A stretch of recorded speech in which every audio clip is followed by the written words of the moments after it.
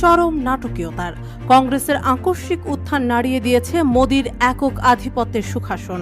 অথচ নিজেদের বিজয় নিয়ে মোদির আত্মবিশ্বাস এত বেশি ছিল যে তাদের নির্বাচনী প্রচারণার স্লোগান ছিল আব কি বার 400 পার, যার বাংলা অর্থ হলো এবার 400 পার। তাদের লক্ষ্য ছিল 400 আসন জিতে সংখ্যাগরিষ্ঠ দল হিসেবে সংসদে অবস্থান নেওয়া।